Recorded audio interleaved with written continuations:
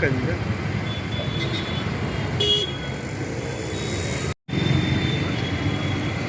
Gujarati bike પણ ટાંકી ના ટાંક્યું ગુજરાતી ગુજરાતી પાછળ ને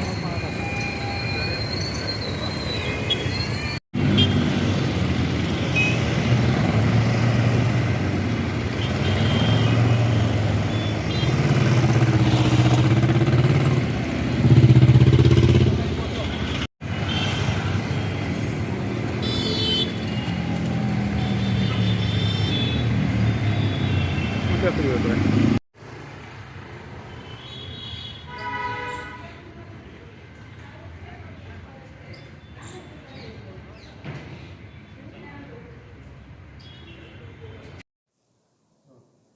મેમ 2025 વર્ષની શરૂઆત થઈ ગઈ છે. 2024ના વર્ષ દરમિયાન ટ્રાફિક પોલીસ દ્વારા શહેરમાંથી કેટલું દંડ વસૂલ કરવામાં આવ્યો, કેટલા વાહનો વિરુદ્ધ કાર્યવાહી કરવામાં આવી?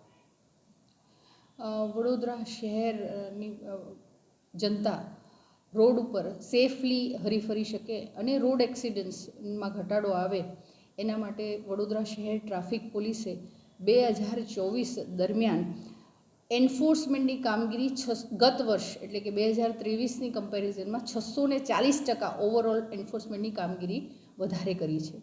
અને ખાલી ટ્રાફિક પોલીસ જ નહીં પણ બીજી એજન્સીસ વીએમસી છે, NHAI છે, એમની સાથે RTO છે, એમની સાથે સંકલનમાં રહીને પણ જે કામગીરી અમે કરી છે એક્સિડન્ટને ઘટાડવા માટે, એના કારણે વડોદરા શહેરમાં 2023ની કમ્પેરિઝનમાં 10% ફેટલ એક્સિડન્ટ, ફક્ત ફેટલ એક્સિડન્ટમાં 10%નો ઘટાડો થયો છે. મેમ, દંડની વાત કરવામાં આવે તો કેટલા વાહન ચાલકો એવા હતા કે જેમના વિરુદ્ધ ટોટલ દંડ વસૂલ કરવામાં આવ્યો છે વર્ષ 2024નું? વર્ષ 2024માં સ્થળ ઉપર એટલે પોલીસ પોઈન્ટ ઉપર ઊભા રહીને 4 કરોડથી પણ વધારેનો દંડ 2024ની વર્ષમાં કર્યો છે. ઈ ચલણથી કેટલો દંડ વસૂલ કરવામાં આવ્યો? ઈ ચલણ લગભગ 1.5 લાખની આસપાસ ઈ ચલણ જનરેટ કર્યા છે. કેટલા વાહનો એ CCTVની મદદથી રોડ પર સ્પોટ પર કરીએ, એના સિવાય 1.5 લાખ જેટલા ઈ ચલણ પણ અમે જનરેટ કર્યા છે કમાન્ડ એન્ડ કંટ્રોલ રૂમમાંથી.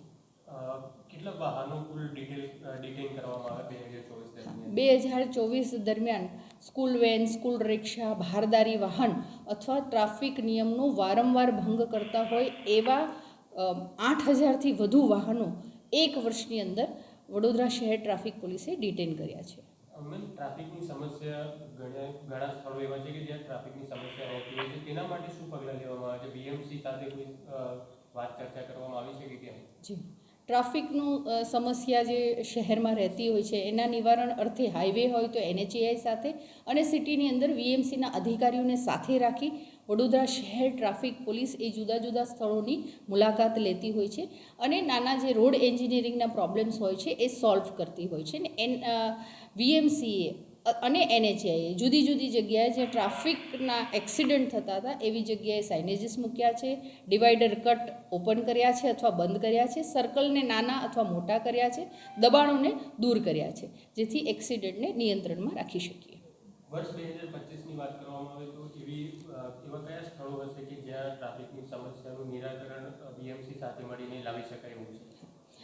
અત્યારે વર્ષનો અંતે અમે આખું જે વર્ષમાં જે જગ્યાએ એક્સિડન્ટ થયા છે એનું એનાલિસિસ કરી રહ્યા છે અને એના પરથી અમે એક ડિરાઈવ કરીશું કે ક્યાં વડોદરા શહેરમાં કઈ જગ્યાએ વધુ એક્સિડન્ટ થયા છે.